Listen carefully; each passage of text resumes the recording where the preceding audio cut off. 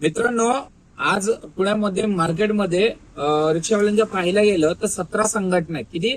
17 संघटना. आता माहित नाही मी मोजल्या नाही किती, पण मी माझ्या अंदाजे सांगतो 17 संघटना आहेत. पण या 17 संघटनेचे 17 विचार आहेत. थोडक्यात तुम्हाला काही विचार मला जे पटतात जे नाही पटत मी तुम्हाला थोडक्यात सांगतो. तुम्ही पण स्वतः तुमचा जे पण हे असेल ते कमेंटमध्ये सांगा. तर 17 संघटनेचे 17 विचार असतात. प्रत्येक गोष्टीवरती वेगवेगळे मुद्दे असतात. प्रत्येकांचे वेगवेगळे याच्यावरती ते हे करतात. पण याच्यात पिसटला जातो तो सामान्य रिक्षावाला. पण एक गोष्ट लक्षात ठेवा मित्रांनो, जेव्हा आपण 17 संघटनेने 17 विचार घेतला तर त्याच्या सोबत राहतो प्रत्येक, मग संघटनेवाला असो किंवा नसो, तो प्रत्येक रिक्षावाला त्यांच्या सोबत असतो. तसं पाहिलं गेलं तर 30% रिक्षा संघटनेमध्ये आहेत आणि 70% विदाऊट संघटनेमध्ये. तरी पण ते 30% लोकांचं फॉलो करतात. काही विचार पटतात या कारणामुळे. पण आता काही लोकांचे काही विचार पटत नसतात. काही लोकांना काही गोष्टी असतात आणि काही महत्वाचा मुद्दा म्हणजे काय, आज आम्ही बरेच ऑनलाईन वाल्या आहेत. तर प्रत्येक संघटना जे पाहिलं गेलं तर त्यांच्या बऱ्याच जागी बस स्टँड आहेत, रिक्षा स्टँड आहेत. त्या रिक्षा स्टँडवरती पर्टिक्युलर त्यांच्याच लोकांना अलाउड करतात. त्यांच्या नोटीस बोर्डवरती लिहिलेलं असतं ओला उबेरवाल्यांनी इथं थांबवू नये आणि बऱ्याच वेळेस हाकलूनही देतात ते, बरोबर. पण आज तुम्हाला सांगतो त्या संघटनामधनं जे 30% लोक आहेत त्यातलेही 15 ते 20% लोक ओला उबेरचा वापर करतात. आता काही संघटना अशा आहेत की जे ओला उबेर वापरायलाच नाही पाहिजे हाही विरोध करतात. आणि काही संघटना अशा आहेत की नवीन नवीन ऍप येतात त्याच्या प्रमोशन करतात, बरोबर.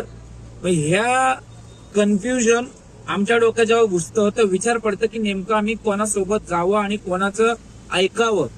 त्या 17 संघटनांना माझी विनंती आहे, तुम्ही एकत्र या. काही आमच्या ऑनलाईन वाल्यांच्या विनंती आहेत ते करा. मग त्यावेळेस त्या संघटनांबाबतीत बोलता येईल की बाबा हे खरंच कामाचे आहेत. पहिलं, जेवढे पण ओला उबेर ऑनलाईन किंवा जेवढे ऑनलाईन रिक्षावाल्या आहेत त्या रिक्षावाल्यांना प्रत्येक स्टँडवरती उभं राहण्याची परवानगी असली पाहिजे. स्टेशनला काही पर्टिक्युलर संघटना स्वतःच्या स्टँड बनवून ठेवलेल्या आहेत, पण ऑनलाईन वाल्यांना पोलिसांना लावून, ह्यांना लावून, त्यांना लावून हाकलायला लावतात, तिथं आम्हाला थांबू देत नाही. मग ऑनलाईन वाल्यांना एक रिक्षा स्टँड द्या. एअरपोर्टमध्ये अशी रिक्षा स्टँड पाहिजे ऑनलाईन वाल्यांसाठी की तिथे थांबले पाहिजे, बरोबर. दुसरी गोष्ट, जिथे जिथं कंपन्या असतात तिथं पण ऑनलाईन वाल्यांना ते कुठेतरी लांब थांबतात, 1.5-2 किलोमीटर, आणि तिथून पिकअप असलं ते येतात. मग तिथं जवळ राहिलं तर त्यांची सीएनजी वाचेल. आणि हे कोणामुळे होईल? तुमच्यामुळे होईल आणि तुमचे नाव घेतलं जाईल. आज तुम्ही कोणतीही गोष्ट जर बोललात तर सगळे जर तुमच्या सोबत आहात तर तुम्ही आज पाहिला गेलात संघटनावाल्यांना माहिती आहे की आज जास्तीत जास्त लोक संघटनेमध्ये नाहीये रिक्षावाले. मग ते कसे तरी पण तुमच्या ऐकतात. त्याचा रिझन काय, तर तुमच्याकडे काही पॉवर असतं, तुमच्याकडे काहीतरी अपेक्षा असतात की तुम्ही ते करू शकता. म्हणून तर पाहिलं गेलं तर असं मी बोलतोय, पण आता बरेच जण बोलतील, मला मागे बोलत पण होते, विजू भाऊ आपण हे करू ते करू. करायला काय हो, आपण आपली पण संघटना ओपन करू. पण आपला 18 संघटनाने 18 विचाराचे होणार, या सगळ्या गोष्टी परत वेगळ्या होणार. तर ह्या गोष्टी आपल्याला पटत नाही. म्हणून जे आहे ज्या संघटना आहेत त्यांना माझी विनंती आहे की ऑनलाईन रिक्षावाल्यांसाठी काहीतरी करा. या बाईक टॅक्सीचा आता जो येतोय त्याचा तर आम्ही मुद्दा मांडतोच, पण तुम्ही या गोष्टींना आम्हाला सपोर्ट केलं तर आम्ही पण या गोष्टींना सपोर्ट करू. आता किती जणांना वाटतंय की बाबा ह्या मी जे बोललो योग्य आहे,